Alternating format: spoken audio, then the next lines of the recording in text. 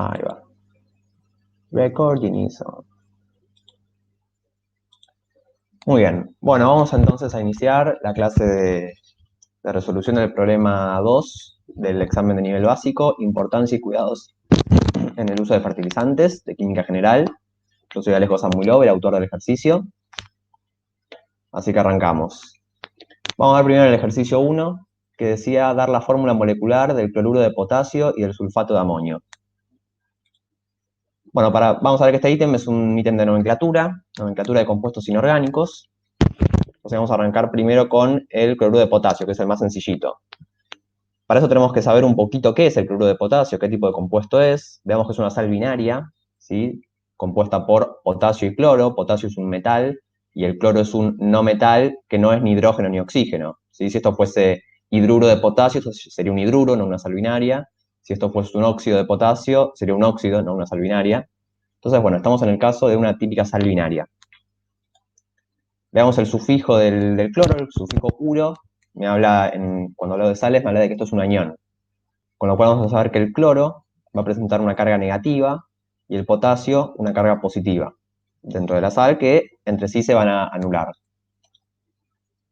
Si miramos acá los posibles estados de oxidación del cloro, el cloro puede tener más 1, menos 1, más 3, más 5 o más 7. El único negativo es el menos 1. Así que es la única posibilidad que tenemos. Mientras que el potasio directamente tiene un solo estado de oxidación que es positivo efectivamente y es más 1. Con lo cual tenemos potasio más 1, cloro menos 1, pongo 1 de cada uno y se me anulan las cargas. Y tenemos una fórmula bien sencillita para el cloruro de potasio. ¿Se entiende? Sí. Very good. Vamos ahora con el sulfato de amonio. Vamos a utilizar la misma lógica, solo que este es un poquito más complejo, ¿sí? Veamos que es una sal cuaternaria, tiene dos iones compuestos. El amonio es un derivado del amoníaco, o sea, tiene nitrógeno e hidrógeno. El ion sulfato es un ion que tiene azufre y todos los iones que terminen con ato, ito, van a ser iones oxigenados, ¿sí? En este caso, el ion sulfato va a ser un anión, fíjense que aparece antes. Esto es muy común de los aniones en los compuestos, con lo cual va a tener un azufre y una cierta cantidad de oxígenos, que es lo que yo busco determinar. Hago lo mismo que antes, miro los estados de oxidación posibles. Para el oxígeno solo es posible menos 2. Acá en estas imágenes que busqué no aparece, creo que la electronegatividad, pero si miran la tabla periódica, el oxígeno es más electronegativo que el azufre, con lo cual, si el oxígeno es negativo, es a esperar que el azufre sea positivo, con lo cual, dentro de los estados de oxidación del azufre, el menos 2 lo descarto, porque lo quiero positivo. Y además, como sé que el sufijo ato me habla del estado de oxidación más grande que puede tener el azufre, en este caso más 6. ¿Sí? Si fuese ito sería más 4, si fuese hiposulfito sería más 2. Con lo cual ya tengo los estados de oxidación del azufre y del oxígeno. Ahora, ¿qué es lo que tengo que hacer? Bueno, fijémonos qué pasaría si tuviera un X igual a 3, si tuviera 3 oxígenos y un azufre. Esto me quedaría con carga neutra, porque serían más 6 más 3 por menos 2, 0. Tendría un compuesto neutro, pero lo que yo estoy buscando es un anión. Con lo cual, SO3, si me queda neutro y yo quiero algo negativo, le voy a agregar cargas negativas. ¿Cómo se las agrego? Le agrego oxígenos. Con agregarle un oxígeno más, tengo mi anión sulfato que me queda con carga 2 menos por ese oxígeno, el cuarto oxígeno extra que agregué. Entonces ya tenemos la fórmula del anión sulfato. Vamos a ver la del catión amonio ahora. Este es un poquito más sencillo porque ya había dicho que era un derivado del amoníaco. El amoníaco tiene fórmula NH3. Fijémonos que siendo el nitrógeno más electronegativo que el hidrógeno, va a ser el nitrógeno negativo, el hidrógeno positivo. El hidrógeno solo puede perder un electrón porque solo tiene un electrón normalmente. Mientras que el nitrógeno, el único estado de oxidación de los montones que tiene, el único negativo es el menos 3. Por eso el NH3 es neutro. Bueno, misma lógica que antes. Tengo algo neutro. Quiero formar, ahora en vez de un anión, un catión. Le voy a agregar más del átomo con estado de oxidación positivo. Esto es, agrego un hidrógeno de más, y esto me queda NH4 más por esta carga extra que me agrega el estado de oxidación más 1 del hidrógeno. Entonces ya tengo los dos, el catión amonio y el anión sulfato. Voy a poner dos cationes amonio, porque bueno, como tengo carga más 1 acá y carga menos 2 acá, para compensarlas necesito dos amonios. Acá tengo la fórmula del sulfato de amonio. ¿Dudas hasta acá? ¿Preguntas?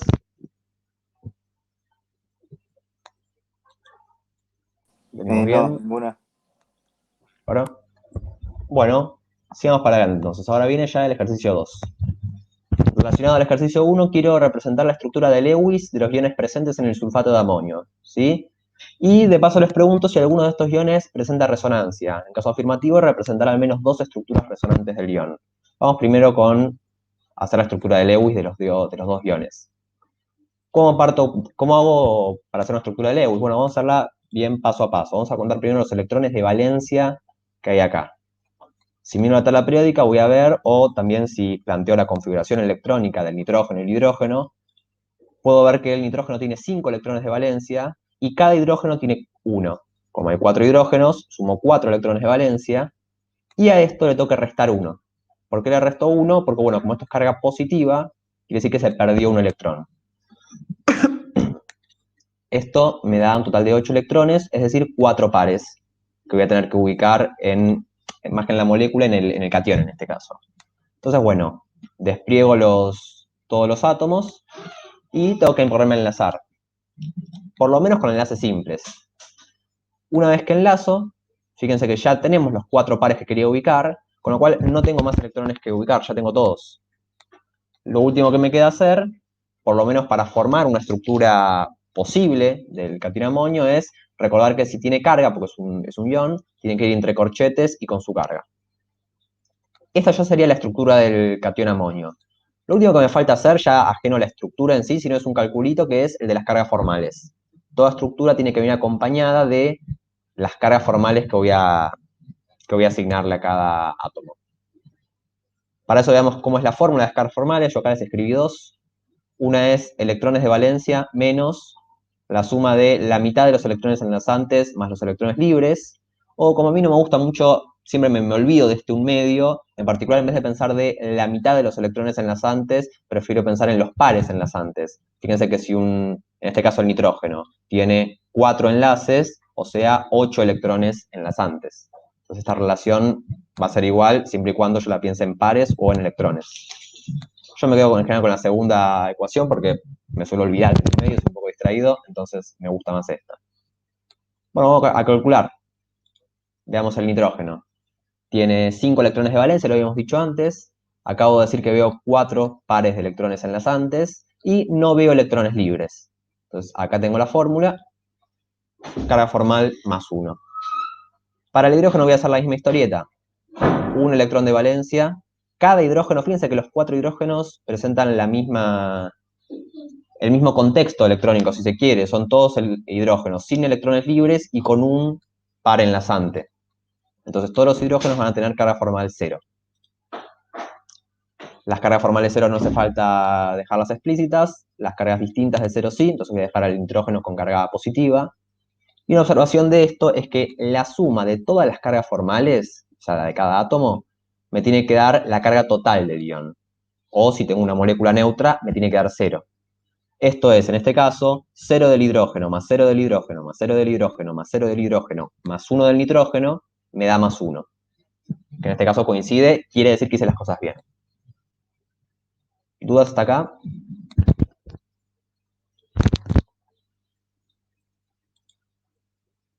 Por el chat no veo nada, así que bueno, si no tienen dudas, seguimos. Cualquier cosa, me interrumpen, ¿eh? Me freno, vuelvo a repetir algo, lo explico de otra forma, no tengan miedo de preguntar.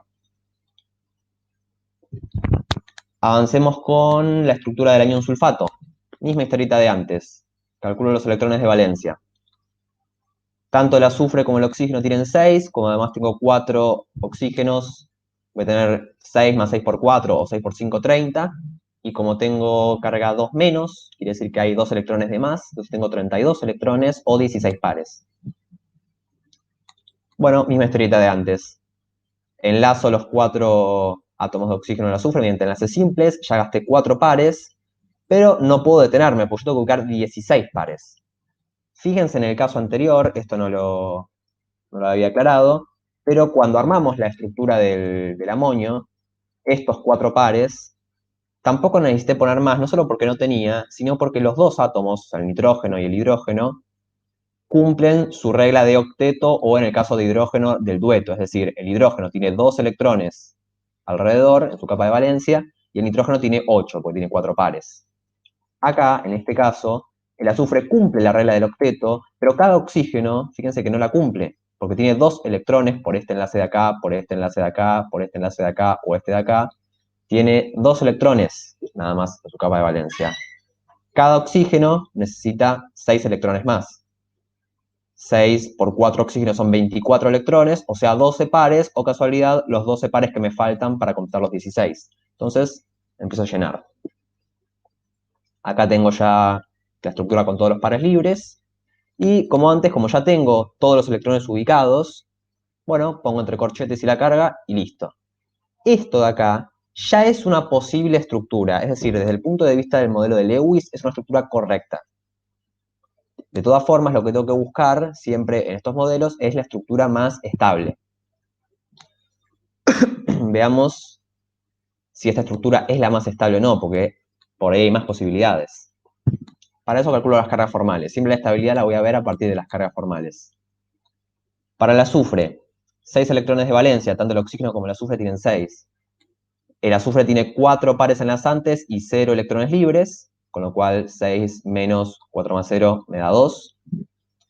Cada oxígeno, fíjense que es igual en este caso, y tiene un electrón enlazante, perdón, un par enlazante y 6 electrones libres, con lo cual la carga formal me da menos 1.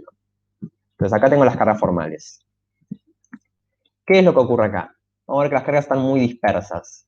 ¿Qué quiere decir que están muy dispersas? Desde el punto de vista matemático, calculo la diferencia entre la más grande y la más chica. Fíjense que la más grande es la positiva, más 2. La más chica será la negativa, menos 1. La diferencia es 3. Esta dispersión yo la podía calcular para el amoníaco antes. En este caso, la más grande es la positiva, más 1. La más chica es 0. Más 1 menos 0 es 1. Esa es la dispersión en el amoníaco. Mientras que acá la dispersión es 3. Es un poquito más grande la dispersión en este caso. ¿De qué me habla esta dispersión? Bueno, fíjense que este azufre localmente tiene una densidad de carga positiva. Es como que el tipo está diciendo, che, yo quiero electrones. Estoy con carga muy positiva, esto no me genera mucha estabilidad. Y a su vez, cada oxígeno presenta una carga formal negativa, es decir, exceso de electrones. Es decir, está dispuesto a compartir un poco sus electrones. Esto antes no pasaba en el amoníaco, porque si bien el nitrógeno tiene carga positiva, los hidrógenos no tienen una carga negativa para compartir electrones. Es más, no tienen electrones libres que compartirle. O sea, acá no me queda otra que quedarme así. Por eso esta dispersión de acá ni me calenté en calcularla, porque de todas formas no la podía bajar. En este caso de acá, sí la puedo bajar. ¿Qué pasa si dos de estos oxígenos deciden compartir sus electrones con el azufre? Suponete que el oxígeno de la derecha y el de abajo comparten electrones con el azufre. Esto me queda así. Ahora tengo dos oxígenos distintos, porque tenemos el de arriba y el de la izquierda con enlace simple y 6 electrones libres, y el de la derecha y el de abajo con enlace doble y 4 electrones libres. Las cargas formales ahora no van a ser las mismas, porque estuve moviendo electrones. Aclaración, solamente moví electrones, no agregué ni resté, o sea, sigo teniendo los 16 pares que necesitaba. Si los cuentan acá, va a haber 16 pares de electrones. Bueno, vuelvo a calcular las caras formales. Fíjense que la del azufre pasó de ser más 2, ahora el azufre tiene 6 pares de electrones enlazantes en vez de 4, con lo cual pasa a ser 0. Estos oxígenos de la izquierda y de arriba siguen iguales, con lo cual siguen teniendo carga menos 1, pero se me suma una nueva carga formal que es la de estos oxígenos, que ya no tienen 6 electrones libres, sino 4, y en vez de tener un par enlazante tienen 2. Me dan carga formal 0. Bueno, ahora puedo pensar en la dispersión de cargas como, otra vez, el más alto, en este caso el más alto es 0, y el más bajo es menos 1. La diferencia de esto es 1, y ya no están tan dispersas como antes. Pasé de una dispersión 3 a una dispersión 1. Esto tiene una enorme ventaja, que es que le da más estabilidad a la molécula, o en este caso al anión, y además, en este caso ya no la puedo bajar. Si yo quisiera, por ejemplo, el oxígeno de arriba, que tiene un exceso de electrones, un exceso de carga negativa, pasarle electrones al azufre mediante un enlace doble, el azufre quedaría negativo. Entonces, la carga que estoy bajando por acá, la estoy subiendo por acá en módulo. Entonces no estoy ganando nada. Entonces ya no es necesario seguir haciendo enlaces dobles. No, no me va a servir de nada. Otra observación interesante, bueno, lo que ya dije, que el total sigue siendo 16 pares, y tanto en la primera que mostré acá, como en esta ya más estabilizada, se sigue cumpliendo que la suma de las cargas formales me da la carga total del ion. Fíjense que esto es, en el de la izquierda, azufre 2 más, tenemos más 2, menos 1, menos 1, menos 1, menos 1 por los 4 oxígenos me da menos 2. En la de la derecha se ve lo mismo, pero mucho más fácil. Todo el azufre y los 2 oxígenos de enlace doble tienen 0, y los 2 oxígenos de enlace simple tienen menos 1, la total es menos 2. Entonces acá tengo una estructura mucho más estable para el anión sulfato. ¿Se entiende esto? Sí. Bueno, acá lo que ocurre es un fenómeno llamado hipervalencia o expansión del octeto, si lo quieren decir menos formal, que es lo siguiente. Los oxígenos siguen cumpliendo la regla del octeto, todo normal. Pero el azufre, que originalmente la cumplía, ahora recibió como 4 electrones de regalo. Entonces ahora tiene 2 electrones en su capa de valencia. Bueno, este fenómeno puede ocurrir en determinados casos. Solo en los casos en los que el elemento esté de la fila 3 o del periodo 3 para abajo. El oxígeno, que es del periodo 2, el nitrógeno en el catión amonio, o el hidrógeno, que son los periodos 2 y 1 respectivamente, no pueden hacer esto. Y la razón es porque no tienen accesibles los orbitales de tipo D. ¿En qué se basa la regla del octeto o la regla del dueto para el hidrógeno y el helio? En la cantidad de electrones que pueden soportar los orbitales. El hidrógeno y el helio tienen a mano orbitales de tipo S, que se bancan 2 electrones, por eso es la regla del dueto. El nitrógeno, el oxígeno, tienen, tienen orbitales de tipo S y orbitales de tipo P, que se bancan 2 y 6 electrones respectivamente, con lo cual tenemos la regla del octeto que son 8. Y el azufre, como todos los átomos o elementos del periodo 3 para abajo, ya tienen acceso a orbitales de tipo D. ¿Que cuántos electrones me aportan? ¿O cuántos espacios me aportan para recibir electrones los orbitales de tipo D? 5. Tengo 5 orbitales, y cada orbital, ¿cuántos electrones puede almacenar? 2. Entonces son 10. Fantástico. Entonces, como los orbitales de tipo D se bancan hasta 10 electrones, a partir del tercer periodo, si bien la regla del octeto es ideal que se cumpla, hay veces que en favor de ganar estabilidad por bajar la dispersión de cargas, estos átomos pueden hacer como el sacrificio de decir, bueno, me voy a bancar más electrones porque tengo más espacio para bancarme. Esto no hay que llevarlo al extremo, es muy poco común, por ahí hay algún caso, pero es muy poco común ver un átomo que complete todos esos orbitales y tenga 18 electrones de valencia. No, no es lo más común, pero cantidades como 10, 12, 14 electrones se ve muy seguido. Eso es el fenómeno de hipervalencia. Por otro lado, fíjense que yo acá, cuando decidí bajar la dispersión, bueno, agarré el oxígeno de la derecha y el de abajo, porque me pintó agarrar esos dos. Podría haber agarrado el de arriba y el de la izquierda, el de arriba y el de abajo, o sea, fue arbitraria mi decisión. Entonces, ¿es esta la que yo saqué la única estructura posible? La respuesta es no. Hay varias posibilidades, y todas esas estructuras, que son igualmente estables, porque lo único que cambian es qué átomo de oxígeno presenta un enlace doble y qué átomo de oxígeno presenta enlace simple, lo único que van a variar es la posición de estos enlaces, no la estabilidad. Esas estructuras que son igualmente estables se llaman estructuras de resonancia, que es lo que me habían preguntado el ejercicio, si alguno de estos iones presentaba resonancia. En el amonio no puedo hacer eso porque no puedo siquiera formar enlaces dobles. Entonces, vamos a ver todas las posibilidades de las estructuras de resonancia. Yo acá elegí enlaces dobles a la derecha y abajo. ¿Qué pasa si los elijo a la derecha y arriba? Tengo este ejemplo de acá. ¿Qué pasa si los elijo arriba y a la izquierda? Tengo esta estructura de acá. Si los elijo a la izquierda y abajo, tengo esta estructura de acá. Ahí tengo 4. Y además de elegir enlaces dobles vecinos o consecutivos, los puedo elegir opuestos, o sea, el de arriba y el de abajo, o el de la izquierda y el de la derecha. Fíjense que cuando muevo enlaces dobles también mueven las cargas. Todos los oxígenos que tengan enlace simple tienen carga negativa. Entonces tengo un total de 6 estructuras resonantes. Bueno, el ejercicio lo que me decía después era, bueno, algunos de estos iones presentan resonancia, sí, el sulfato sí, y representa al menos dos estructuras resonantes del ion. Bueno, acá pueden elegir las dos que quieran. Yo elegí estas dos, la verdad que es indistinto. Y para representar estructuras de resonancia es muy importante, fíjense, acá cada una, para armármela yo, la puse con corchetes, pero para representar la estructura resonante, tengo que poner a las dos estructuras dentro de un mismo corchete y separadas con una doble flecha. ¿Sí? ¿Dudas hasta acá?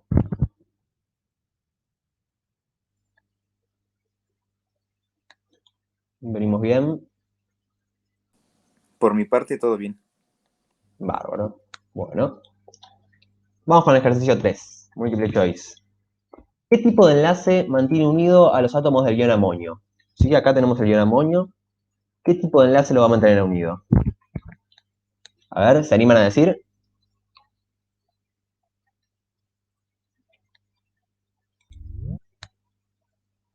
¿Iónico? Iónico es una opción. Bueno, vamos a ver si es iónico o covalente. Ya les aviso que hay dos que las vamos a descartar, que son el enlace de puente hidrógeno y las fuerzas de London. ¿Por qué las vamos a descartar? Porque me hablan de enlaces que mantienen unidos átomos. Los enlaces de puente hidrógeno y las fuerzas de London son fuerzas intermoleculares, o sea, mantienen unidas moléculas, no átomos. Con lo cual la tercera y la cuarta ya de por sí no pueden ser. Las únicas dos que son enlaces interatómicos son los iónicos y los covalentes. Bueno, la respuesta en realidad era enlace covalente. Ahora vamos a ver por qué. Acá, bueno, parece que estas son fuerzas intermoleculares, así que la tercera y la cuarta no podían ser.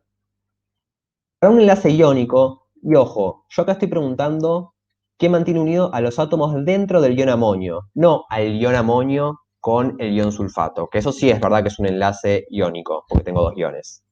Pero dentro de cada ion, ¿por qué se mantienen unidos estos átomos? ¿Por qué no sale volando un hidrógeno y un nitrógeno y otro hidrógeno? ¿Por qué se mantiene como una estructura unida? Bueno, para un enlace iónico entre átomos, necesito que estos átomos tengan mucha diferencia de electronegatividad. ¿Cuánto? Bueno, es un número que es discutible. Hay quienes dicen 1,4, hay quienes dicen 1,7, es más o menos variable. ¿Sí? No siempre voy a poder definir estrictamente la diferencia entre un enlace iónico o un enlace covalente. De hecho, spoiler, los enlaces más adelante, cuando ustedes, si no lo han visto todavía, en algún curso de química, vamos a ver que los enlaces no son 100% iónicos o 100% covalentes. Pero para el caso de acá, vamos a poner algún límite numérico. Justo este caso de acá es bastante amigable porque si miro en una tabla periódica la electronegatividad del nitrógeno y la del hidrógeno, bueno, ronda el 0,84, el 0,8, 0,9, que está bastante lejos de 1,4 o de 1,7, ¿sí? Si acá la diferencia me diera 1,4, 1,3, 1,5, ya es más discutible qué tan covalente va a ser el enlace o qué tan iónico va a ser. Pero como esto está muy lejos del límite, o sea, hay muy poca diferencia de electronegatividad, digamos, el nitrógeno no es lo suficientemente electronegativo como para robarle los electrones al hidrógeno y quedárselos. Entonces vamos a considerar que el enlace es covalente. Por otro lado, veamos que esta es una unión entre dos no metales. En general, los enlaces iónicos es más común verla entre un metal y un no metal, ¿sí? Como por ejemplo, sería en el cloruro de potasio, donde tenía iones estrictamente. ¿Sí? Además, fíjense que si utilizamos este modelo de Lewis para el catión amonio, estoy hablando de enlaces. Estos enlaces son de tipo covalentes. ¿Sí? Acá no puse un hidrógeno positivo o negativo como carga estricta. ¿Sí? Son cargas formales lo que veo acá. Entonces todo me apunta a que este enlace va a ser tipo covalente. Veamos, bueno, ¿alguna duda acá? Perdón.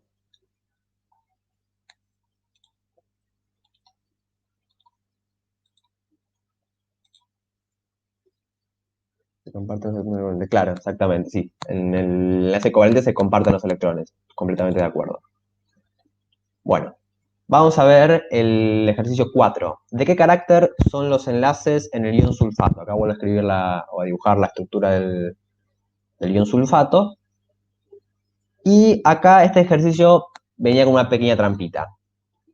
Acá en el ion sulfato, ¿sí? Miren si quieren la estructura de la izquierda o la derecha o cualquiera de las 6 resonantes posibles. Vemos enlaces ¿De qué tipo? ¿Simples, dobles, triples, simples y dobles, triples y dobles?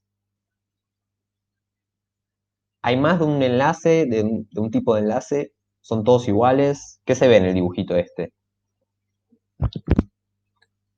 ¿Que son desiguales? ¿Sería ninguna de las anteriores? Claro, exactamente, muy bien. Acá vemos que hay tanto enlaces simples como dobles. Entonces, acá primero algo que yo podría estar tentado es decir, bueno, hay dos opciones correctas, simples o dobles. Ya ahí eso no se podía, como dijiste, es verdad, la respuesta es ninguna de las anteriores. Primero, por una cuestión de enunciado, si se fijaban en el ejercicio, era de opción única. Entonces, no podíamos poner dos opciones correctas. Ahora vamos a ver una respuesta un poco más, una justificación un poco más teórica, más allá de la picardía del enunciado o el formato del ejercicio era de opción única. ¿Por qué solo puedo elegir ninguna de las anteriores? ¿Por qué es correcto esto? Si uno diría, bueno, acá hay dos. Para eso vamos a hablar un poco de lo que es el híbrido de resonancia. ¿Qué es el híbrido de resonancia? Fijémonos que en realidad yo tengo 6 estructuras posibles, resonantes. ¿Qué es lo que ocurre acá? O sea, tenemos, por ejemplo, la estructura número uno y después pasamos a la 2 y después a la tercera y después a la cuarta, como que va variando la estructura del sulfato continuamente, o algunos sulfatos tienen una estructura y otros tienen otra y se quedan ahí todo el tiempo igual. ¿Cómo me puedo pensar esto? Fijémonos que cada enlace azufre-oxígeno, por ejemplo, céntrense en el enlace azufre-oxígeno de arriba. En esta estructura es doble, en la segunda es doble, en la tercera es simple, en la cuarta es simple, en la quinta es doble, en la sexta es simple. En 3 estructuras es doble y en 3 estructuras es simple. Bueno, si lo hacen con los otros 3 enlaces azufre-oxígeno, con el azufre-oxígeno de abajo, azufre-oxígeno de la derecha, azufre-oxígeno de la izquierda, van a ver que siempre pasa lo mismo. Hay 3 estructuras donde son dobles y 3 estructuras donde son simples. Esto me da una idea de que, dicho medio lo bruto, pero la mitad de las veces va a ser doble, la mitad de las veces va a ser simple. Entonces, de alguna manera, yo podría plantear un promedio de esto, que es lo siguiente. Es como que el enlace es mitad doble y mitad simple. ¿Sí? Esto lo estoy, por ahí suena medio extraño desde el punto de vista de la mecánica clásica, pero si los enlaces los pensamos desde la perspectiva de la cuántica, esto ya es por fuera del modelo de Lewis, me permite pensarlo de esta manera, pensar como una especie de promedio. ¿Por qué me sirve pensar esto que el enlace va a ser un promedio? Porque si yo voy a un laboratorio y mido los enlaces azufre-oxígeno, vamos a ver que no voy a ver, perdón, en el ion sulfato estamos hablando, ¿no? No voy a ver un tipo de enlace doble y un tipo de enlace simple. Si yo hago la medición, voy a ver que todos los enlaces miden lo mismo, cosa que acá en ninguno de estos dibujitos me da la sensación de que miden lo mismo. Supuestamente los enlaces dobles deben ser más cortos que los simples. También lo podemos pensar desde el punto de vista de la energía del enlace. Tengo que darle más energía a un enlace doble que a uno simple para romperlo, porque es más fuerte. Sin embargo, todos los enlaces azufre-oxígeno parecen ser igualmente estables. Y además ese valor de distancia de enlace es más corto que el de un enlace simple, pero es más largo que un enlace doble. Es como que está en el medio. Entonces, volvemos a esta idea de, tenemos un enlace mixto, si se quiere, tiene una componente simple y una componente doble. El híbrido de resonancia lo que hace es pensar esa estructura como enlaces, si se quiere, de orden no entero. ¿Sí? Esto no es una, fíjense que ya ni le puse los electrones libres acá, no es una estructura para calcular cargas formales, ni para representarla como la más estable, sino que es como el promedio de las 6 estructuras resonantes. Cada enlace tenía carácter simple en la mitad y carácter doble en la mitad de las estructuras resonantes. En promedio es como si tuviera un enlace 1,5 en vez de 1 en el simple o doble en el 2. Por eso es que el carácter de los enlaces del ion sulfato no es ni simple ni doble realmente, es carácter mixto si se quiere. ¿Se entiende esta idea del híbrido de resonancia?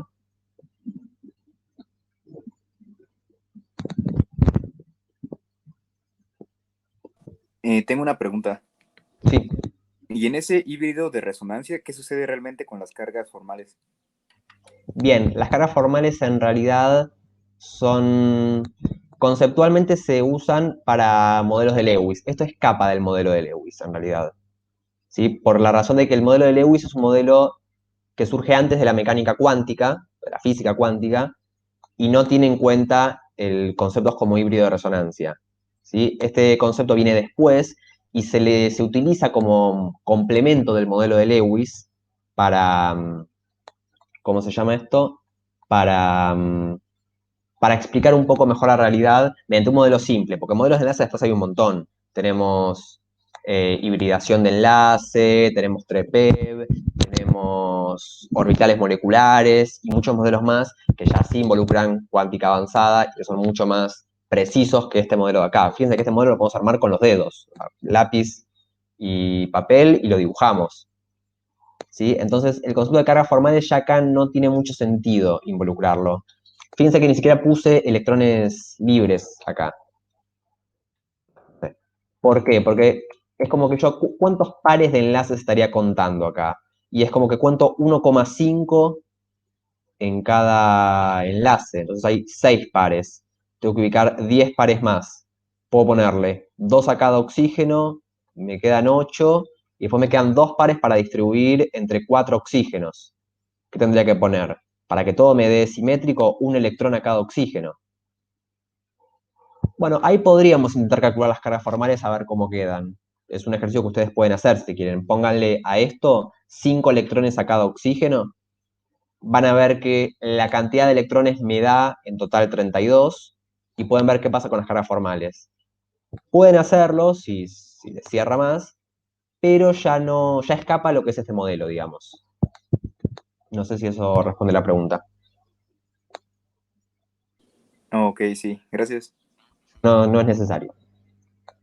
Bueno, ¿alguna duda más del ejercicio 4 o puedo pasar al 5?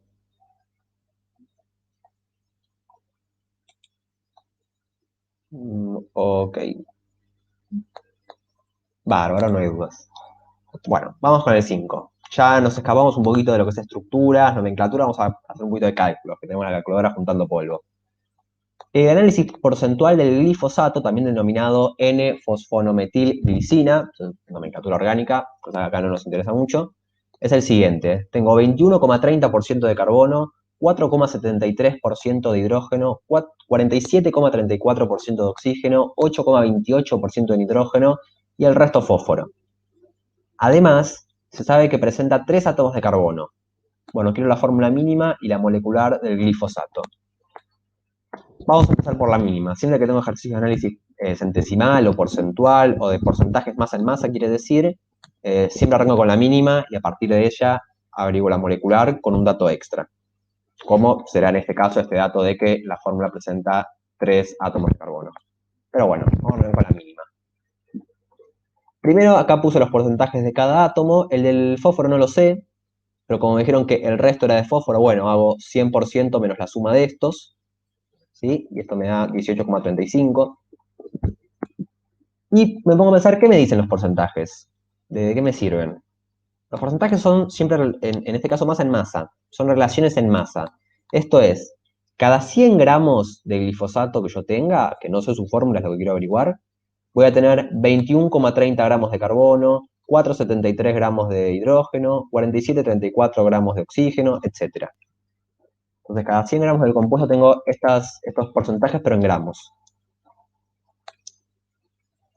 Veamos que yo quiero sacar una fórmula mínima, es decir, una fórmula. ¿Qué es una fórmula? Es una relación en moles. Yo acá tengo una relación en masa. ¿Qué quiere decir que una fórmula sea una relación en moles? Piensen en la fórmula del agua, H2O. Yo sé que cada un mol de agua tengo 2 moles de átomos de hidrógeno y un mol de átomos de oxígeno. Entonces puedo pensar a la fórmula como una relación en moles a partir de sus subíndices. Bueno, acá quiero hacer lo mismo. El tema es que yo la relación la tengo, pero la tengo en gramos, no la tengo en moles. Bueno, pero nosotros conocemos una ecuación o una fórmula que nos dice la relación entre masa y moles, que es la masa molar. Esta M medio firulete, que en realidad es una letra griega llamada mu, es la que utilizo para hablar de masa molar. Aclaro porque ahí depende del libro, depende del país, depende del colegio, depende del lugar del mundo. A veces la masa molar se expresa como M sub R o o como M con una linita arriba, ¿sí? Yo en particular la suelo expresar así. Así que haciendo esta aclaración, sabemos que la masa molar es masa sobre el número de moles. Yo acá quiero obtener el número de moles. Bueno, paso el número de moles multiplicando, paso a la masa molar dividiendo.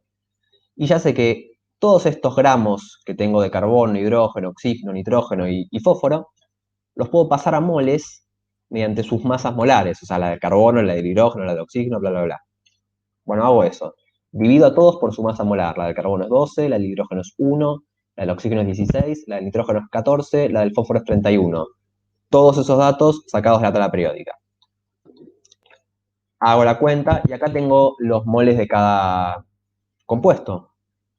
Y ya tengo una relación en moles. O sea, esta relación de acá me dice que por cada 1,775 moles de carbono tengo 4,73 moles de hidrógeno y 2,959 moles de oxígeno y bla, bla, bla. Entonces, si ya tengo una relación en moles, ya puedo armar una fórmula. Acá tengo mi fórmula. ¿Qué les parece esta fórmula? ¿Ustedes le darían a alguien esta fórmula para el glifosato?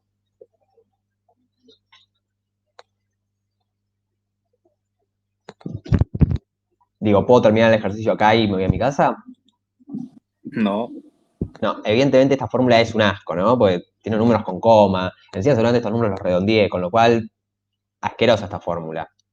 Quiero aclarar algo. La fórmula es asquerosa, sí, es muy fea de ver y es muy poco práctica, pero es real. ¿Qué quiere decir esto? La relación que plantea en moles está bien dada. Por ahí no es verdad si la planteo en unidades. Esto es decir, no puedo decir 1,775 átomos de carbono. Tengo o un átomo o dos. Pero en moles sí puedo decir 1,775 moles de átomos de carbono. Entonces, bueno, voy a tener que buscar algún truquito ya matemático. O sea, la parte química del ejercicio ya terminó acá, con la fórmula mínima. Ahora quiero algún truquito matemático para convertir esto en una fórmula como la gente, esto es, con su índice de centeros. ¿Sí? Nada más. Eso es lo que necesito. Y el truquito es un truquito bastante sencillo, una picardía que es, puedo dividir a todos estos números por el más chico. Siempre tengo que multiplicar o dividir por el mismo número, porque si no voy a variar la relación. Piensen cuando hacen una receta. Yo quiero hacer, por ejemplo, qué sé yo, no sé, invento, una chocolatada, un café, me quiero hacer un café. Bueno, para un café voy a necesitar una taza de agua y 4 cucharaditas de café instantáneo. Si quiero 2 cafés, voy a necesitar 2 tazas y 8 cucharadas. Pero la relación se tiene que mantener, entonces tengo que multiplicar o dividir por la misma cantidad. Bueno, esto lo puedo multiplicar a todos estos números por 2, por 3, se los puedo dividir por 1, por 2, por 3, por lo que sea, pero no me va a dar entero necesariamente. Si yo elijo el número más chico, que en este caso es el del nitrógeno, bueno, veamos qué pasa. Divido a todos por el número más chico. Fíjense que, bueno, todos estos darán números que no, mentalmente no me salen. El del nitrógeno me va a dar 1, porque lo estoy dividiendo por sí mismo. El del fósforo veamos que es casi igual al del nitrógeno, con lo cual me va a dar muy parecido. Y los demás, siempre va a pasar esto, de que me van a dar números casi enteros. Esto es decir, que recién en la segunda o tercera cifra decimal son distintos que cero. Esto lo puedo aproximar perfectamente a el carbono a 3, el hidrógeno a 8, el oxígeno a 5 y el fósforo a 1. Si ese redondeo no hay ningún problema en hacerlo. Entonces, esto ya me dice que tengo la misma relación que tenía planteada a la izquierda, el 1,775, el 473, el 2,959, lo tengo ahora en números enteros, 3, 8, 5, 1, 1. Ya está, gané. Esta fórmula se convirtió en esto. Bueno, le saco los unos porque a los químicos no nos gusta poner su índice 1. Y ya tengo mi fórmula mínima. ¿Se entiende? sí, Very good. Una salvedad, acá no pasó, tuvimos bastante suerte, pero hay veces que estos números que obtengo como resultado pueden no dar números tan fácilmente redondeables. Es decir, supónganse que el del carbono en vez de 3,003 me daba 3,49. Y 3,49, bueno, es verdad que si lo redondeo entero es 3, pero el redondeo ahí es mucho más grosero. Estoy como perdiéndome de 0,49, no 0,003. En esos casos, siempre va a pasar que la parte decimal es fácilmente llevable a enteros. ¿Qué quiere decir esto? 3,49 es más o menos 3,5. Si 3,5 lo vuelvo a multiplicar ahora por 2, me da 7 que sí es entero. Entonces siempre va a pasar que si alguno de estos no me da fácilmente redondeable a los enteros, puedo multiplicar por algún numerito entre 1 y 10 a todos, para así llevar esta relación ya a números enteros o fácilmente redondeables enteros. Eso es un caso ya bastante más complejo, pero que puede darse y que podemos resolver. En este caso era por suerte más sencillo. Bueno, ahora ya dije, tengo la fórmula mínima. Con la fórmula mínima y algún dato extra puedo sacar la molecular. El dato extra puede ser la masa molar del glifosato, o en este caso que me dieron que presenta 3 átomos de carbono. Fíjense que la mínima ya presenta 3 átomos de carbono, con lo cual coincide con la molecular. Si me hubiesen dicho que el glifosato presenta 6 átomos de carbono, bueno, la fórmula molecular era la mínima por 2, o sea, C6, H16 o 10N2P2. Pero bueno, no es este caso. Entonces acá tenemos ya la fórmula mínima y la molecular, que en este caso coinciden, para el glifosato. ¿Dudas hasta acá?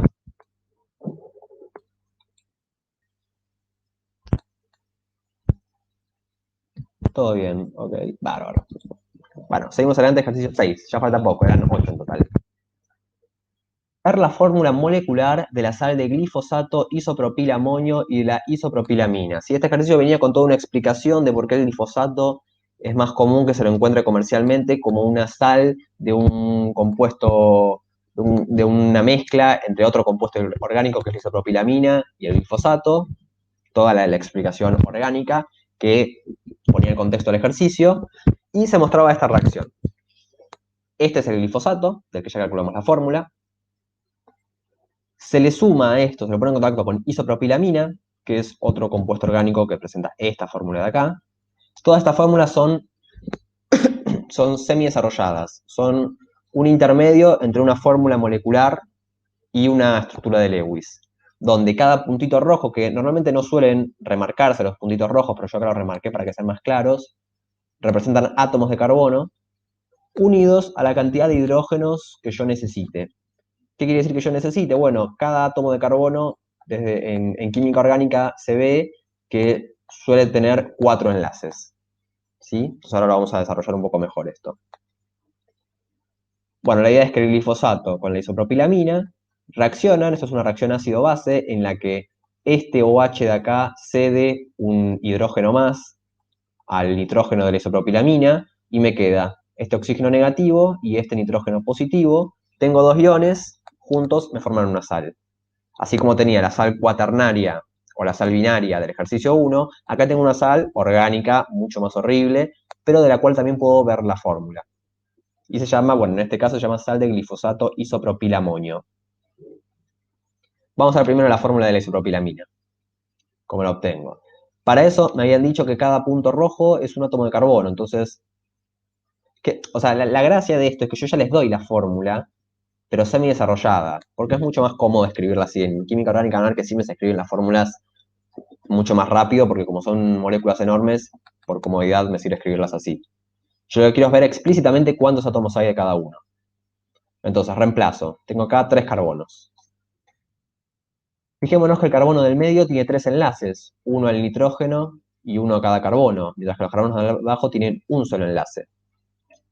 Bueno, me habían dicho que cada carbono, esto lo decía en el enunciado del ejercicio, tiene que tener 4 enlaces. Si faltan, completo con átomos de hidrógeno, que siempre se unen mediante enlace simple. Entonces, fíjense que el carbono del medio necesita un enlace simple o un hidrógeno, y los carbonos de abajo necesitan 3 hidrógenos. Entonces, acá completo con esa cantidad de hidrógenos. Y esta ya es la estructura casi completamente desplegada, porque es verdad que no se ven todos los enlaces. Los enlaces del hidrógeno con cada átomo no se ven, pero porque cada enlace es simple. Bueno, vamos a contar cuántos átomos hay. Acá ya tengo todos los átomos presentes. Fíjense, tengo un carbono, un nitrógeno y 2, 3, 6, 9 hidrógenos.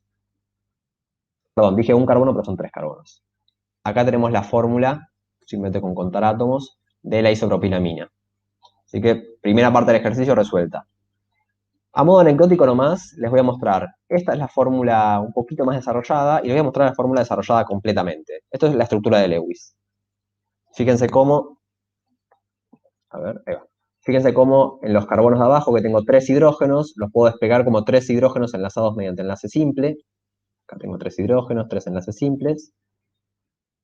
El carbono del medio tiene un hidrógeno nomás, entonces le puedo sacar un enlace simple. Y el nitrógeno tiene 2 hidrógenos, con lo cual salen 2 enlaces simples. Y como tiene que cumplir la regla del octeto, si no me quedaría carente de electrones, además, acá no lo expresé, pero se ve que el nitrógeno completa con 2 pares libres. Esto no era necesario para el ejercicio, solamente me parece ilustrativo mostrarlo, ¿sí? Esta estructura es la misma que esta, solo que es mucho más complicado escribir esta y mucho más cómodo escribir esta. Si uno se acostumbra. ¿Se entiende entonces cómo sacamos la fórmula de la isopropilamina? Sí, A mí nunca me cargó esa foto en mi examen. ¿Nunca te cargó? ¿Cuál? ¿La de la reacción? Qué raro. Raro porque era la parte ilustrativa del ejercicio, digamos. Qué lástima. No te sé decir. No sé decir qué habrá pasado. Bueno, sí, la verdad que una lástima. Pero bueno, por ahí no sé si a lo mejor cuando estabas haciendo el examen tuviste mal internet o no te sé decir la verdad. Pero sí, la verdad que esta imagen, donde está acá, era una de las partes más importantes para poder resolver el ejercicio. Este ejercicio, de todas formas, no valía demasiados puntos, ¿eh? La verdad que era, creo que de los que menos valían. Bueno, sigamos. Ahora quiero la fórmula de la sal de glifosato isopropilamonio. Voy a hacer exactamente lo mismo que hice recién, solo que va a ser más largo porque esta estructura es mucho más grande, y vamos a obtener la fórmula.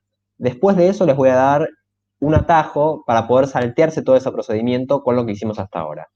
Pero bueno, primero hagamos la, ¿cómo se llama esto? La fórmula normal, la forma normal de hacerlo, que es lo mismo que antes. Bueno, fíjense que eso tiene un anión y un catión. Bueno, voy a sacar por un lado la fórmula del catión, después la fórmula del anión, y después la sumo y estamos. La fórmula del catión, fíjense que la estructura es muy parecida a la de la isopropilamina. La isopropilamina está acá, y esto solamente tiene un H más extra. Entonces fíjense que la diferencia solo radica en que el nitrógeno está enlazado a 3 hidrógenos y queda con carga positiva. Se los muestro, esta diferencia también la podemos ver en la desplegada. Mientras que esta es la isopropilamina, este es el catión isopropilamonio. Ese par de electrones libres se enlaza al H+, y me genera la carga formal positiva de nitrógeno. Esto se puede calcular con lo mismo que vimos de Lewis antes. Fíjense, este nitrógeno. Créanme, pero fíjense que todos los carbonos y todos los hidrógenos van a quedar con carga formal 0. De hecho, créanme porque lo estoy diciendo ahora, pero ustedes lo pueden comprobar esto en sus casas, ¿sí? Dibujando esa estructura y calculando las cargas formales una por una.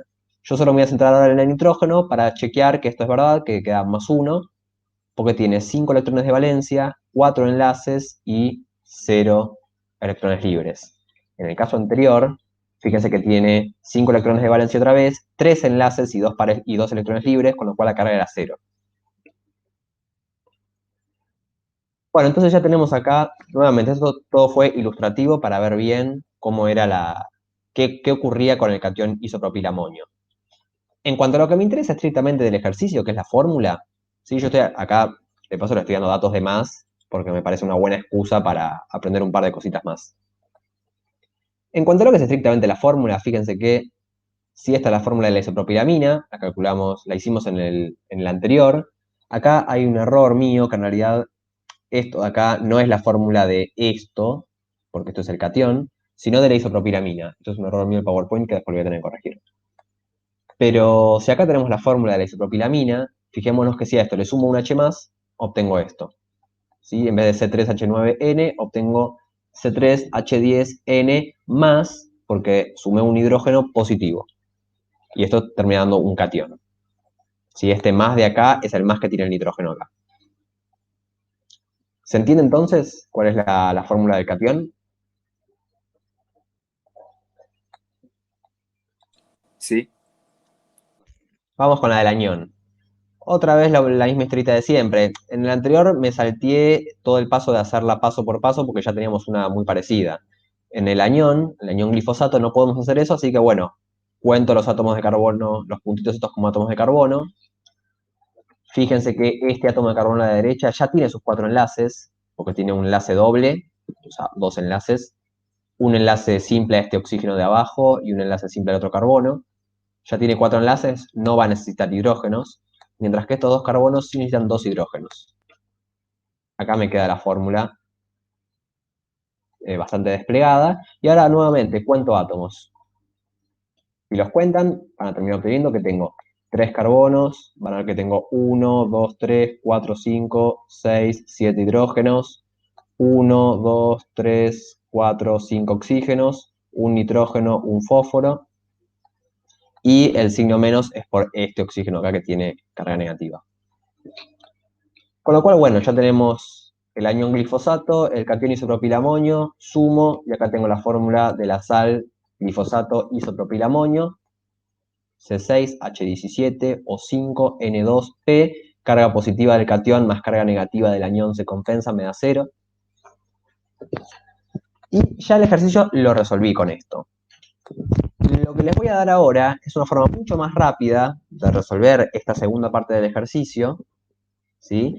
Y que además me permite de chequear que esto que hice está bien, porque bueno, si las dos formas me dan lo mismo, o hice mal las dos veces o lo hice bien las dos veces. Y ya esta la hicimos bien, así que vamos a ver qué onda.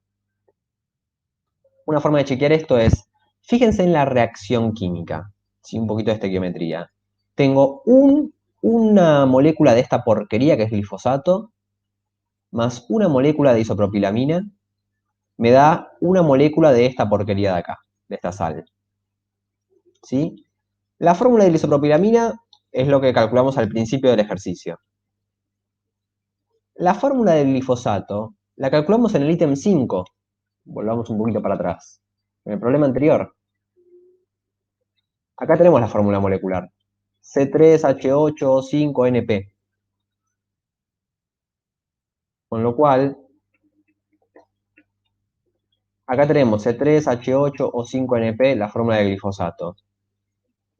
¿Qué ocurre en esta reacción que en el enunciado se informaba como una reacción ácido-base? La reacción ácido-base es una especie ácida que cede un protón a una especie básica que lo admite. Un protón es un H+. Entonces, este hidrógeno, como yo expliqué antes de acá, el glifosato, el del OH conectado al fósforo, el hidrógeno es cedido al nitrógeno de la isopropilamina, formando el catión y el anión. Entonces, el anión tiene un hidrógeno más, el catión tiene un hidrógeno más, el anión tiene un hidrógeno menos. La sal es la unión del catión y el anión, o sea, esto más esto me da esto. Con lo cual, la fórmula de la sal se obtenía simplemente haciendo la de la isopropilamina, que esta sí había que calcularla a mano es lo que hicimos antes, más la del glifosato. Entonces simplemente bastaba con sumar estas dos y ahí obteníamos otra vez C6H17O5N2P, como obtuvimos hace un ratito, ¿no? Esto es C6H17O5N2P. Entonces, bueno, entonces es una forma como un poco más, un atajo, una forma más rápida de calcular la de la sal. ¿Se entiende esto?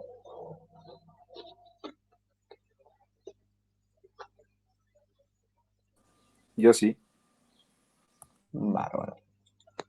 Bien, queda poquito ya, ¿eh? Quedan dos ejercicios y el 7 además es uno de los más sencillitos. ¿Cuál es el átomo que no cumple la regla del octeto en la sal del glifosato isopropilamonio? ¿Lo hace por exceso o por falta de electrones? Quiero su configuración electrónica y por qué ocurre este fenómeno. ¿Sí? Antes que nada una aclaración, por ahí el ejercicio podría prestar a confusiones. Cuando hablamos de la regla del octeto, en general queda implícito que es la regla del octeto para todos los átomos de la tabla periódica, salvo para el hidrógeno y el helio que tienen la regla del dueto. ¿sí? Es verdad, ningún hidrógeno va a tener 8 electrones en su capa de valencia, van a tener 2. Es verdad que entonces uno podría decir, bueno, el hidrógeno es verdad, no cumple estrictamente la regla del octeto, sino la regla del dueto, lo hace por falta de electrones y listo. Y hacer la configuración electrónica del hidrógeno, que es 1s1. Ahora, el tema es que acá queremos ver en realidad que hay otro átomo de acá, no sé si llegan a ver cuál es, que no, salvo que sea hidrógeno o helio, no cumple la regla del octeto, no tiene 8 electrones a su alrededor. ¿Se dan cuenta de cuál es? ¿El fósforo? El fósforo, exactamente. Entonces, hecha esta aclaración, el fósforo es el que no cumple la regla del octeto, tiene 10 electrones en su capa de valencia, con lo cual es por exceso, que no lo cumple. Y explicar por qué ocurre este fenómeno, lo mismo que pasaba con el azufre en el sulfato, que antes no me lo pedían explicar, pero yo lo expliqué para después ya en este ejercicio no tener que volver a explicarlo, que es el fenómeno de hipervalencia o expansión del octeto, el mismo fenómeno. Fósforo, si miran la tabla periódica, el azufre es el 16, está en el tercer periodo, el fósforo es el 15, está justo al lado, también es del tercer periodo, así que también tiene orbitales D que le permiten tener múltiples enlaces. Lo único que me queda entonces es hacer la configuración electrónica del fósforo. Fósforo dije que tiene Z igual a 15, si lo busco en la tabla periódica, y bueno, hago la regla de diagonales. Tengo que ubicar 15 electrones, arranco. Primera diagonal, 1s2. Segunda diagonal, 2s2. Tercera diagonal, 2p6, 3s2. Me detengo un cachito a ver cómo voy de electrones, porque no tengo que pasarme de 15. 2 más 2, 4, más 6, 10, más 2, 12. Ya completé 3 diagonales y me faltan 3 electrones. La cuarta diagonal arranca con 3p6. Si yo pongo 3p6, agrego 6 electrones, pero yo quiero agregar 3. Bueno, pongo 3p3 y me queda incompleto. Y esta es la configuración electrónica del fósforo. ¿Dudas hasta acá? ¿Preguntas? ¿Consultas?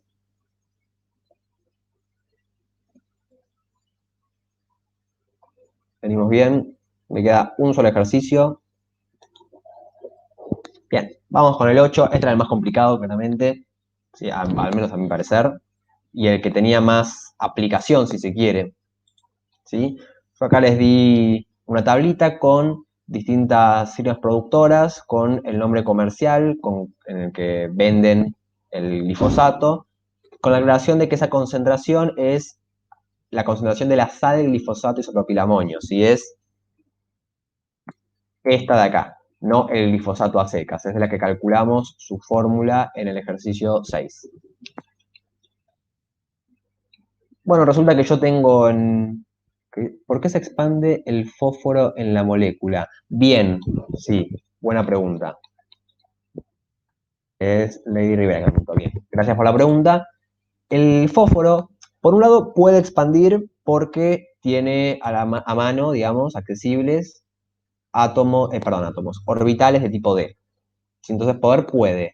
¿Por qué lo va a hacer? Bueno, esto tendríamos que armar de cero esta estructura de Lewis y ver qué ocurre con la misma. Esto ocurre tanto en la sal como en el glifosato puro. ¿Qué ocurre con ella cuando no hay, cuando cumple la regla del octeto, digamos, cuando no hay expansión? Fíjate, por ejemplo, si acá en el glifosato, como está unido a 4 átomos, por lo menos 4 enlaces simples necesita. ¿Qué pasaría si el fósforo tuviera un enlace simple con el oxígeno de arriba en vez de uno doble? Si querés eso, dibujalo en tu hoja, Lady, y dibujate esta fórmula con estos dos electrones de uno de estos enlaces solamente en el oxígeno. Te va a quedar el oxígeno con carga negativa, carga formal -1, el fósforo te va a quedar con carga formal +1, y me va a quedar medio dispersa la carga en ese sentido. Entonces, la realidad es que la puedo bajar un poquito más. Le va a dar estabilidad a la molécula. ¿Sí? Sería el mismo argumento que utilizamos para el anión sulfato cuando bajamos la dispersión de cargas. No sé si eso responde a tu pregunta. Bárbaro. Bueno, volvemos al ejercicio 8. Sí, perdón si a veces veo medio tarde las preguntas, es que de vez en cuando ahí pispeo el chat porque no me lo muestra así de una. Bien. La idea es, me dieron una serie de... Me dieron un frasquito con la sal glifosato y yo me olvidé de cuál, se me borró la etiqueta y me olvidé si pertenece a, si es Faena 320, Ranger SL, Candela XL, Regio SL, ¿sí? Con lo cual no sé la concentración. Y esto es re importante porque yo, si la voy a utilizar para algún cultivo, necesito saber qué concentración de glifosato tengo, porque si no puedo estar contaminando fuertemente el cultivo y adiós cosecha. Ya no es potable, digamos, no la puede consumir el ser humano, no me sirve. Para eso, como soy muy descuidado y en mi laboratorio imaginario de este ejercicio se me borró la etiqueta, voy a tener que hacer un par de ensayos para descubrir cuál era la concentración y saber a cuál de estas firmas productoras pertenecía. Bueno, el ensayo que se hizo fue el siguiente. Por otro lado, se dispone de la siguiente información. La concentración máxima de glifosato que puede considerarse segura en agua para consumo humano es 4 micromolar. Esa mu molar quiere decir micromolar y se refiere a 10 a la menos 6. O sea, en este caso sería 4 por 10 a la menos 6 molar. O sea, una solución de agua con glifosato, si tiene 4 por 10 a la menos 6 moles de sal, glifosato, isopropilamonio por cada litro de agua, si tiene esa concentración o más, ya no es apta para consumo humano, ya es tóxica. Fíjense que la cantidad que se banca es bastante poca. Entonces, a partir de este dato, yo en mi casa o en mi laboratorio, lo que hice fue el siguiente ensayo. Tomé 10 mililitros de mi solución incógnita, de la cual quiero averiguar qué concentración tiene para saber a cuál de estas firmas productoras pertenece. Y lo que hice fue diluirla con agua hasta el litro de solución. 10 mililitros de la incógnita, lo diluí hasta litro de solución, y eso se llama solución A. Luego, tomo una alícuota de 20 mililitros de la solución A, no de la original, de la A que está diluida. Y sé que contaminan 70,2 kilogramos de agua pura con un 1% de incerteza. Esto es, le agregué algo de laboratorio que es la incerteza. Las mediciones que yo hice no son del todo precisas porque el 100% de precisión es imposible. Lo que sí sé es que son 99% precisas en este ensayo. Bueno, a partir de eso necesito saber qué fue lo que ocurrió. Digamos, cuál de estas firmas o cuál de estas concentraciones es la de mi solución incógnita. La parte más estrictamente química y teórica de lo que para mí hace más difícil el ejercicio es lo que se viene ahora, que es, tengo que asumir un par de cosas. Primero, bueno, yo digo que estoy contaminando 70,2 kilogramos de agua, la densidad del agua es 1 gramo sobre mililitro o 1 kilogramo sobre litro, con lo cual la masa va a ser igual al volumen, ¿sí? Eso no tiene nada de extraño. Y como tengo una solución que es agua con sal, bueno, como no me queda otra, en principio voy a asumir que es una solución ideal. Una característica de las soluciones ideales es que los volúmenes son aditivos. O sea, volumen de soluto más volumen de solvente es igual al volumen de solución. Eso en masa siempre se cumple, siempre la masa del soluto más la masa del solvente me da masa de solución. Con los volúmenes no siempre es así. Nadie me garantiza que si yo mezclo, no sé, 50 mililitros de alcohol etílico con 100 mililitros de agua, obtenga 150 mililitros de solución. Por ahí el volumen es más grande, más chico. En principio no lo sé. Si asumo que esto es una solución ideal, puedo asumir que los volúmenes son aditivos. Y a partir de ahí puedo pensar lo siguiente. Fijémonos que el volumen del sólido va a ser un volumen muy, muy pequeño, porque fíjense que es una sal, es un polvo, un sólido, frente al volumen de agua. Piénsenlo de esta manera, que además la concentración es baja. Tengo 4 por 10 a la menos 6 moles de sal, que después vamos a calcular su masa, frente a cada litro de agua que tenga. Y además acá tengo 70 litros de agua. ¿Qué estoy diciéndoles con esto? Fíjense que 70 litros de agua, que es, ¿cuántos? 3, 4 bidones de dispenser de agua, frente a un puñado de sal. el volumen del sólido lo voy a considerar despreciable frente al volumen del líquido, con lo cual si hago volumen de soluto más volumen de solvente, me va a dar aproximadamente el volumen del solvente, y lo que puedo decir que estos 70,2 litros de agua equivalen a 70,2 litros de solución. Es decir, lo que estoy diciendo en el fondo es agregarle un poquito de sal al agua, por más que se llame sal, glifosato, isopropil amonio, no sé qué, no va a variar el volumen apreciablemente. Puedo aproximar esto y no hay ningún problema. ¿Se entiende esta aproximación que hice?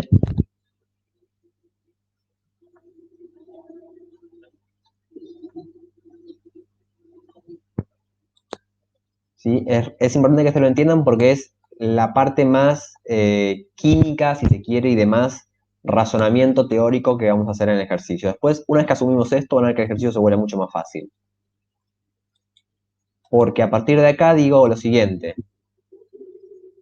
Yo sé que 10 mililitros de la solución incógnita me sirven para formar 1 litro de la solución A, y 20 mililitros de la solución A me contaminan 70 litros de solución de agua con sal. ¿Sí? Y fíjense que la concentración de, ¿cómo se llama esto? Ahí me sale, de sal, glifosato, isopropilamonio, tiene un nombre horrible, la verdad. Tiene que ser 4 por 10 a la menos 6 molar para contaminarse. Entonces puedo hacer la siguiente regla de 3. Si 1 litro de solución lleva 4 micromoles de soluto para estar contaminada, y yo contaminé 70,2 litros de solución, ¿cuántos micromoles de glifosato puse? Hago la cuenta, 280,8 micromoles de glifosato, que es lo mismo que decir 2,808 por 10 a la menos 4 moles de soluto. ¿Sí? Solamente cambié el micromol por el mol directamente porque me gusta más. Como sé la masa molar del glifosato, ¿por qué? Porque sé la fórmula. Si sé la fórmula puedo calcular su masa molar. Esto es 6 por 12 más 17 por 1 más 5 por 16 más 2 por 14 más 1 por 31. O sea, todas las masas molares del carbono, hidrógeno, oxígeno, nitrógeno, fósforo. Tengo que la masa molar de esta sal es 228 gramos sobre mol. Y como número de moles por masa molar me da masa, puedo averiguar que estos 70,2 litros de solución llevan disueltos 0,06402 gramos de soluto. ¿Por qué se empieza con 1 litro de solución? Bien, ahí hay dos preguntas muy buenas. ¿Por qué se empieza con 1 litro de solución? Porque la concentración ¿cómo se llama esto? La concentración que se considera como poco segura para el consumo humano es de 4 micromolar. ¿Qué es, sea micromolar o molar? ¿Qué quiere decir molar? Quiere decir cuántos moles de soluto tengo por cada 1 litro de solución. O sea, que a mí me digan 4 micromolar, me están diciendo que son 4 micromoles de soluto por cada litro de solución. No sé si eso responde a la pregunta de Lady. Bárbaro. En cuanto a la pregunta de Gaby, disculpe por qué en la vida real los volúmenes no son aditivos. Bien, ¿por qué en la vida real los volúmenes no siempre son aditivos? Hay veces que sí, repito, en este ejercicio de acá, si uno si vos agarrás, por ejemplo, no sé, 1 litro de agua y lo disolvés una cucharadita de azúcar, probablemente el volumen no cambie apreciablemente. ¿Por qué desde lo teórico pueden variar los volúmenes? Porque las moléculas, al disolverse y reagruparse y ser solvatadas por las moléculas de agua, lo que ocurre, ¿sí? Es que cambia la disposición espacial de las moléculas, ¿sí? En la solvatación. Y eso lo que genera es que no necesariamente es- el volumen del soluto en solitario, ¿sí? De las moléculas. Voy a dar un ejemplo más sencillo. Ponerle que tenemos sal de mesa en agua, o sea, cloruro de sodio en agua. El volumen del cloruro de sodio va a estar determinado por el arreglo de los iones cloruro y los iones sodio en la estructura del sólido. El volumen de agua va a estar conformado por el arreglo de las moléculas de agua, ¿sí? En el seno del líquido.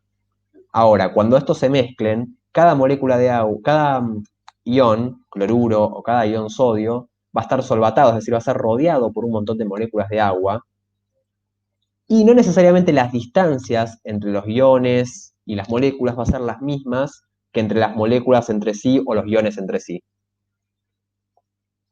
Sí, no sé si eso responde. Eso se debe a que las fuerzas de interacción soluto-soluto y solvente-solvente no son iguales a las fuerzas de interacción soluto-solvente necesariamente. No sé si te respondí la pregunta, pero no tiene que ver con una liberación de gases. ¿Sí? Ok. Es, digamos, el caso en el que los volúmenes sean aditivos es porque las fuerzas de interacción son iguales, las del soluto con el soluto y el solvente con solvente son iguales a las del soluto con la solución. Perdón, las del soluto con el solvente. ¿Sí? Cuando mezclamos. Bueno, ¿se entiende cómo llegué entonces a esta masa de soluto?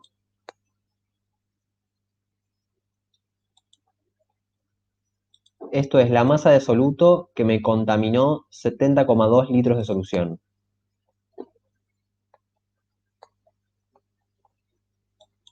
¿Y se entiende esto? ¿Venimos bien? Sí, todo bien. Un poquito. Piensen otra vez que lo que asumimos acá, vamos a chequear esta hipótesis que hicimos a ver si tiene sentido, lo de que el volumen del sólido era despreciable frente al volumen de la solución o al del líquido. Tengo 70,2 litros de solución o 70,2 litros de agua, ¿sí? Piensen que esos son como 3 bidones de dispenser de agua. Estoy tirando un puñadito de sal. Fíjense que ni siquiera llego a 0,1 gramos. Esto debe ser una cucharadita o muy poquito realmente. Entonces, varios bidones de agua frente a una cucharadita no van a cambiar apreciablemente su volumen y vamos a estar frente a una solución ideal. ¿Sí? Bueno, entonces, ¿qué estoy diciendo con esto? Que en estos 70,2 litros de solución contaminada, tengo 0,06402 gramos de soluto de glifosato. Esos 0,06402 gramos de soluto los aportaron 20 mililitros de la solución A. ¿Sí? Entonces, vean que 20 mililitros de la solución A contenían esta masa de soluto. Entonces puedo calcular la concentración de la solución A. ¿Por qué? Porque a mí me han dicho que la solución A salía de agarrar la incógnita y llevarla al litro de solución. Y después yo tomé 20 mililitros. Entonces, en la solución A había 1 litro total. Entonces voy a calcular cuánta masa había en total en la solución A. No solamente en esta porcioncita, en esta alícuota de 20 mililitros. Regla de 3, yo tengo 3,2011 gramos de soluto. Entonces, en el frasco de 1 litro de solución A, tengo disueltos 3,2 más o menos gramos de soluto. Bueno, finalmente, ¿qué me decían del ejercicio? Esa solución A de 1 litro es 10 mililitros de solución incógnita más el agua necesaria para llevarlo al litro de solución. Si me olvido del agua necesaria, que eso era agua pura, originalmente tenía 10 mililitros de la solución incógnita con 3,2011 gramos de soluto. Entonces, si esta es la solución A, y lo que dije recién, tenemos que 10 mililitros, ahora ya no es más de la solución A, ¿eh? En esta regla de 3 estoy hablando de la solución incógnita, la que yo quiero averiguar su concentración. 10 mililitros de la solución incógnita tienen 3,2011 gramos de soluto. 1000 mililitros de esta solución incógnita, ¿cuántos gramos de soluto tendrán? Hago la cuenta y esto es 320,11 gramos de soluto por cada litro de solución. Y fíjense que la tablita me daba todo en gramos sobre litro, con lo cual ya averigüé la concentración de mi solución incógnita. ¿Se entiende esto? Sí, Bien, y lo último que me preguntaban es si podía decir que pertenece a alguna de estas. Bueno, primero, a ojo, fíjense a cuál va a pertenecer.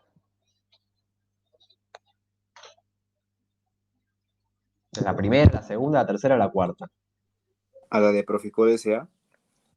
perfectamente. Esto ya no hace falta ser químico ni experto como para darme cuenta que si esto es 320,11, claramente el más cercano es el primero.